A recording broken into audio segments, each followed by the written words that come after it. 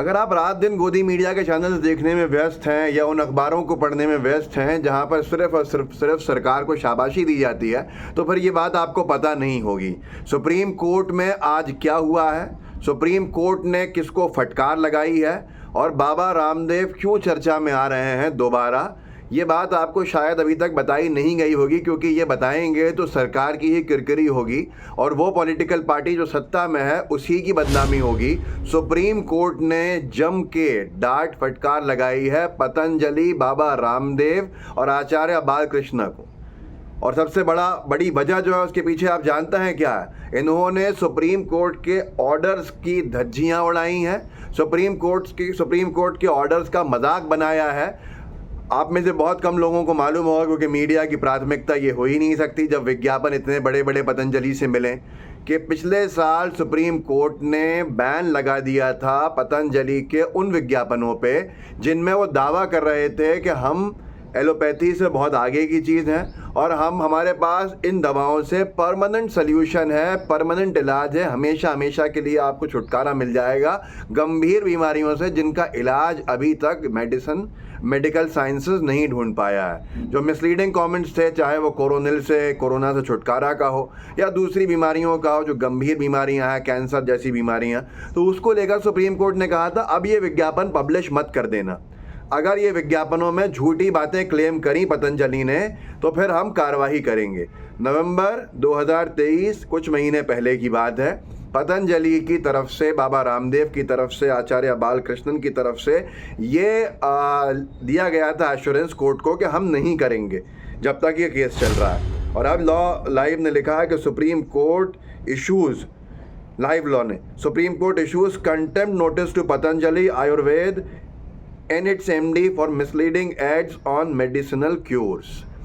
Supreme Court ने वो फटकार लगाई है कि सुप्रीम कोर्ट के जज साहब ने, डबल बेंच थी, ये 2 जजेस में से एक जज ने तो ये तक कह डाला कि बहुत सख्त आदेश पारित करेंगे आज आपके खिलाफ। आपने मजाक समझ के रखा हुआ सुप्रीम कोर्ट को, आपको एहसास नहीं है किस तरह का हम आदेश पारित करने वाले हैं। ये सारी की सारी चीज़ें हुई और जिसको लेकर साफ तौर के ऊपर राजदीप सरदेसाई का ये ट्वीट पढ़ना काफ़ी है कि बिग ब्रेकिंग, सुप्रीम कोर्ट ने कंप्लीट बैन लगाया पतंजलि के विज्ञापन के ऊपर। सुप्रीम कोर्ट ने बहुत सख्ती के साथ फटकार लगाई बाबा रामदेव और पतंजलि को झूठे और मिसलीडिंग एड्स को लेकर। नोटिस इशू हुए हैं कंटेम्प्ट के पतंजलि को और आचार्य बालकृष्णन को। कंटेम्प्ट वो होता है जब आप सुप्रीम कोर्ट के आदेश का उल्लंघन करो। इन्होंने सुप्रीम कोर्ट के आदेश का उल्लंघन किया है। सुप्रीम कोर्ट के बैन के बावजूद वो विज्ञापन दिए जो झूठे थे, मक्कारों वाले विज्ञापन दिए, और सुप्रीम कोर्ट ने बहुत सख्ती से कार्रवाई करने को कहा है अब इसके ऊपर। ये तक कहा सुप्रीम कोर्ट में जस्टिस ने कि जज साहब की तरफ से ये तक बोला गया, तुम्हारे अंदर इतनी हिम्मत है, you have the guts to put out these ads after our orders, you are tempting the court, SC tells Baba Ramdev. तुम्हारे अंदर इतनी हिम्मत है कि हमारे दिए गए आदेशों का उल्लंघन करो और हमको आप बहुत तेज़ी के साथ इसके लिए आप मजबूर कर रहे हो कि हम बहुत सख्त ऑर्डर्स आपके खिलाफ निकालें। और ये तक कहा है सुप्रीम कोर्ट ने कि पूरा का पूरा देश जो है वो एक राइड के तौर के ऊपर ले लिया गया है। The entire country is being taken for a ride and the government is sitting with its eyes closed। और सरकार आंख बंद करके बैठी हुई है इन सब तमाशों के बाद। ये सुप्रीम कोर्ट ने कहा है, राजदीप सरदेसाई के ट्वीट में लिखा हुआ है। और उसके बाद आपको जान के हैरानी होगी कि अखबार क्या लिख रहे हैं। सुप्रीम कोर्ट ने सरकार को भी घेरा है, सरकार से भी जवाब देने को कहा है, लेकिन अखबार ये कह रहे हैं कि न्यूज़ 18 लिख रहा है कि पतंजलि आयुर्वेद के विज्ञापनों पर सुप्रीम कोर्ट सख्त, कहा परमानेंट रिलीफ का दावा भ्रामक, केंद्र सरकार ने भी कहा हम बर्दाश्त नहीं करेंगे। बाबा, केंद्र सरकार ने भी नहीं कहा है, केंद्र सरकार से भी कहा है। अदालत ने केंद्र सरकार से भी कहा है कि आंख बंद करके क्यों बैठे हुए हैं, जवाब फाइल कीजिए, एफिडेविट दीजिए कि क्या कार्रवाइयाँ आपने की हैं। आप देखिए, के और ने, से, ये हिंदी के जो शब्द हैं से और ने, इसमें अंतर बदल जाएगा पूरा। इन्होंने लिखा है केंद्र सरकार ने भी कहा हम बर्दाश्त नहीं करेंगे, जबकि ये होना चाहिए केंद्र सरकार से भी कहा हम बर्दाश्त नहीं करेंगे। क्या क्या हुआ है कोर्ट में ज़रा सुन लीजिए, आपको समझ में आ जाएगा कि हालत कितनी गंभीर है। यहाँ तक कह दिया था कोर्ट ने कि अगर ये चल रहा है तो ठीक है, हम पूरे के पूरे विज्ञापनों पे बैन लगा देंगे इनके। तो जो वकील साहब खड़े थे उन्होंने कहा कि साहब पूरे विज्ञापनों में हम जो चीज़ें बना रहे हैं, टूथपेस्ट वगैरह, वो तो दवाओं का है भी नहीं, तो हमारा नुकसान होगा। तो फिर सुप्रीम कोर्ट ने, जहाँ तक मेरी जानकारी है, कहा कि ठीक है, दवाओं के संबंध के अंदर बैन लगाते हैं, बाकी चीज़ों में विज्ञापन कायदे से किया जाए। लेकिन उसमें सुप्रीम कोर्ट में जो वकील साहब थे हमारे बाबा रामदेव जी के, वो बोल पड़े, कहने लगे साहब मेरे क्लाइंट बाबा रामदेव कहते हैं वो सन्यासी हैं। सुप्रीम कोर्ट ने कहा हमें कोई मतलब नहीं है कौन क्या है, आदेश का पालन होना चाहिए हमारे, और हम तो पार्टी बनाएंगे। The entire country is taken for a ride, you wait for 2 years when the act says this misleading advertisement is prohibited. आप 2 साल तक इंतजार कर रहे हो उनकी बैन लगाने का, जब हम पहले कह चुके कि सीधे तौर के ऊपर इसके ऊपर बैन लगाया जाए, ये एड्स मिसलीडिंग हैं। और किससे कहा है? Additional solicitor general KM Nataraj से, मतलब सरकार से कहा है। सरकार ने भी नहीं कहा है। डियर न्यूज़ 18 के पोर्टल पे जिसने भी लिखा है, मैं उनसे कहना चाहता हूँ सही कीजिए उसको। उन्होंने कहा कि today I am going to pass really strict order, you flout this order. मैं आज बहुत सख्त ऑर्डर पास करूँगा, अब इस ऑर्डर का उल्लंघन करके दिखाओ। तुम्हारे अंदर इतनी हिम्मत है और इतने गट्स हैं कि यहाँ पर आ रहे हो इस कोर्ट के ऑर्डर के बाद और इस विज्ञापन के साथ आ रहे हो। परमानेंट रिलीफ, जहाँ तक मेरी जानकारी है, जज साहब अपने अखबार को लेके गए थे साथ में, उन्होंने कहा इसमें परमानेंट रिलीफ कैसे लिखा हुआ है। तो ये बहुत सख्ती के साथ कार्रवाई हुई। क्या ये इलाज है? हम बहुत सख्त ऑर्डर पास करेंगे। You are tempting the court, जज एडिट। 2 बजे जब मैटर दोबारा लिया गया, सीनियर एडवोकेट PS पाटवालिया जो थे, वो इंडियन मेडिकल एसोसिएशन ने क्योंकि रिट पिटिशन फाइल की, उनकी तरफ से पेश हुए।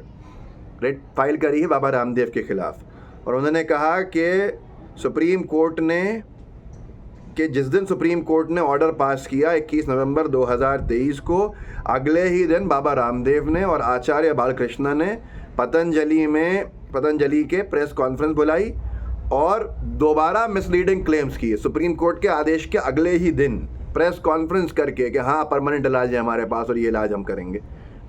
और उन्होंने ये भी साथ में जोड़ा कि एडवर्टीजमेंट्स फिर से पतंजलि आयुर्वेद की तरफ से परमानेंट क्योर के डायबिटीज़ को लेकर, ब्लड प्रेशर को लेकर, एस्थमा को लेकर, आर्थराइटिस को लेकर, ग्लाकोमा और तमाम बीमारियां ऐसी जिनका इलाज नहीं है इनके पास, उनको लेकर दोबारा पब्लिश किया गया है कि हमारे पास इनका परमानेंट इलाज है।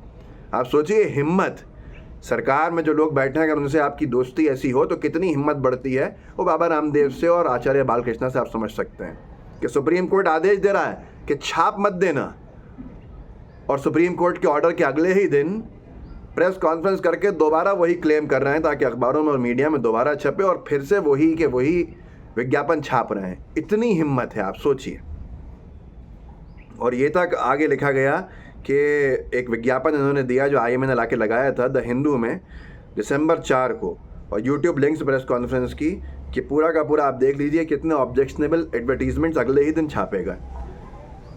बेंच ने पतंजलि से पूछा, जज साहब ने, कि आप कैसे परमानेंट रिलीफ का क्लेम कर रहे हैं। तो जो बेंच ने कहा कि पार्टी बनाया जाए इनको, और हम पार्टी बनाएंगे बाबा रामदेव को, पार्टी बनाएंगे आचार्य बालकृष्ण को, और पार्टी बनाएंगे जिन लोगों के विज्ञापन पे चेहरे होंगे, जिनके फ़ोटोज़ होंगे।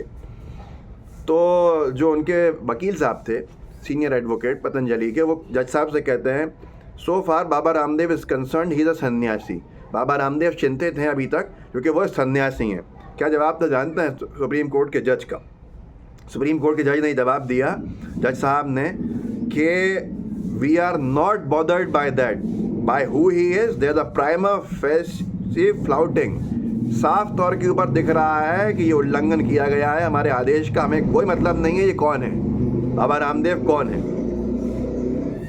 और ये स्टेटमेंट को आउटरेजियस कहा उन्होंने, जो वकील साहब का स्टेटमेंट था। तो क्या स्टेटमेंट दे रहा हूँ कि वो सन्यासी हैं, बहुत चिंतित हैं, वो बहुत अच्छे से जानते थे इस ऑर्डर के बारे में। साफ तौर के प्राइमा फेसी दिख रहा है कि उन्होंने इस ऑर्डर का उल्लंघन किया है।